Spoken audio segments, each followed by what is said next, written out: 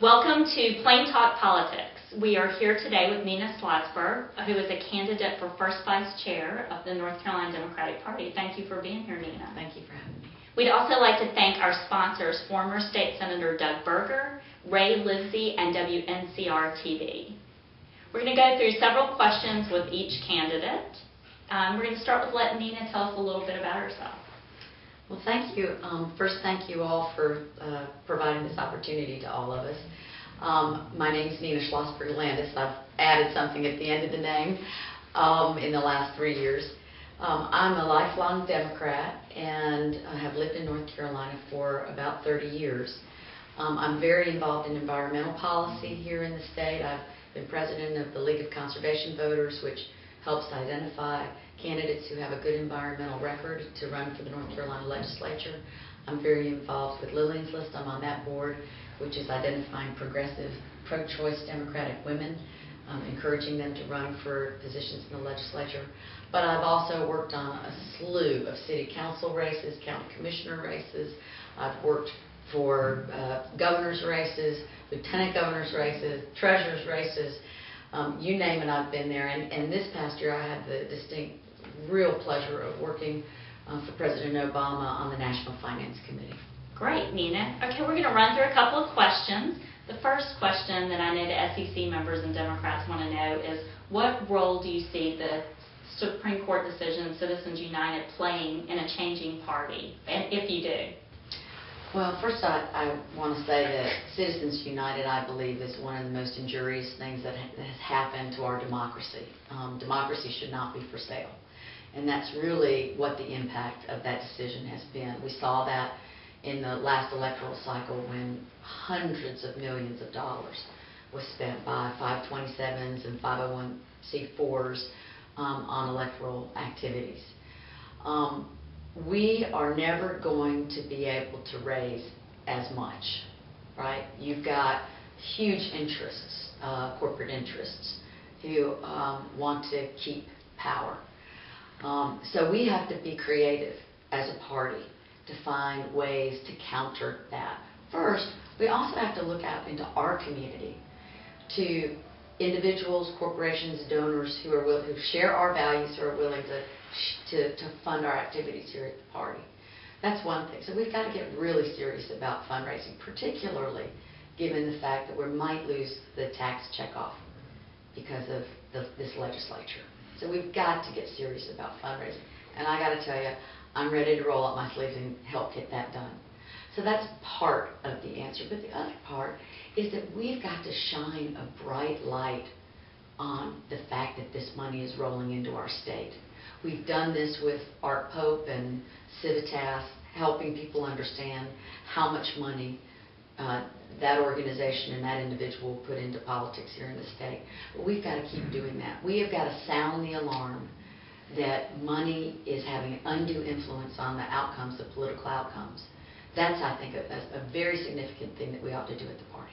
Well, keeping along those lines of the North Carolina General Assembly, the Democrats lost the majority in 2010.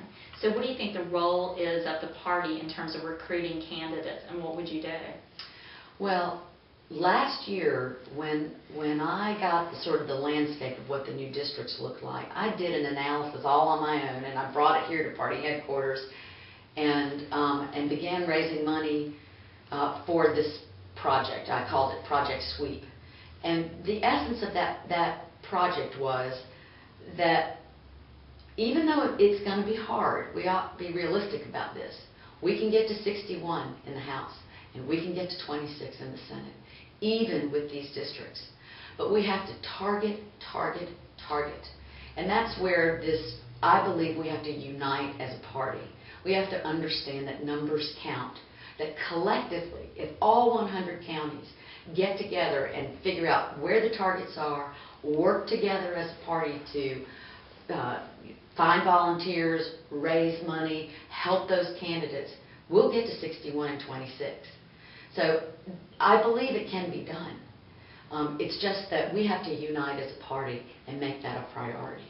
Well, along those lines, what role do you think social media and technology plays in the party? Well, I think the Obama campaign was a poster child for this. I mean, I know I got texts all the time. You probably did. All the SEC members got texts. It has a very vital role to play, particularly in that, you know, young people, that's our energy, that's our future. Those people are ready to go out and work for the party and also vote. And they're very conversant in social media. You know, I still have people who don't even know, you know, how do I do an email, who are in my social circles. But we have a lot of people in this state who are ready to go to work, young people with energy, and that's their language, and we need to speak their language.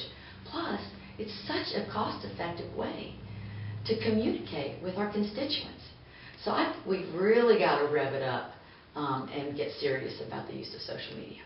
All right, in 30 counties, Republicans and Democrats are now outnumbered in terms of registration by the unaffiliated. So how will you market the Democratic Party to increase registration? Well, I believe that our values are generally the values of most people. I believe unaffiliated voters do not get involved in party politics or are unwilling to register under a party affiliation because they're disillusioned because of the level of discourse and the sort of partisan bickering that we see so much of. People just throw their hands up and say, we have to help people understand first that our values align with their values: good education, clean and safe environment, a fair and sustainable economy, a level playing field for all, equality. All those issues, those are the issues that people care about. And if we can really articulate those issues to unaffiliated voters, they'll be with us. And then slowly, in an iterative process, we can bring them into the party infrastructure. But our first job is to help them understand that those guys, the wingnuts on the Republican side, those guys don't stand for their values. People who vote for those Republicans are voting against their self-interest. We have to help them understand that we are their party. Now, taking that thought and thinking about the fact that we have 85 rural counties and 15 urban counties, what would be your plan to bring urban and rural together? There's been some shifts in voting patterns and population changes. So how do you bring those Democrats all together? Well, I think, you know, as Hillary Clinton said many years ago, you know, we're 99.9% the same. So we're a lot more like each other than we are different. However, we also have to recognize that Swain County is as different from Hanover County, as is different from Moore County, as is different from Guilford and Mecklenburg. I mean, we have a very diverse state, and that is our strength. So we have to acknowledge people's differences and to celebrate the diversity in our state and use that as our unity message, right? The other piece of that is that while we focus on the governor's race and all the big ones, it's really important to drill down to school board races and county commission races and city council races.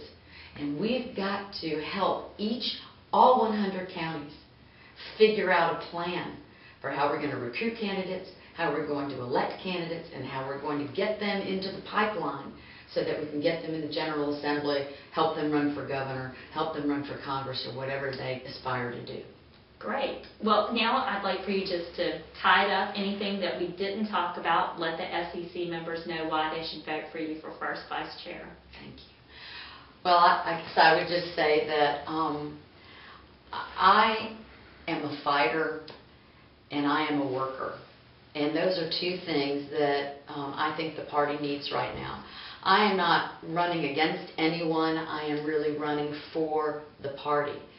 I believe so strongly. You know, sometimes events sort of come together and you have a certain set of talents and capabilities and passions that align around a need. And that's really, I think, where I am as it relates to this first vice chair race. There's a need, and I have fundraising talent. I've got passion and a fighter spirit. I know how to organize people. I know how to listen to people. And when you pull all that together, I think those are the things that we need right now to move our party forward. And that means moving our state forward. There's way too much at risk right now. And that's why I'm running. Thank you, Nina Szlosberg-Landis. I'm Jeanne. This is Plain Talk Politics. We'll take a break and we'll be back with our next candidate.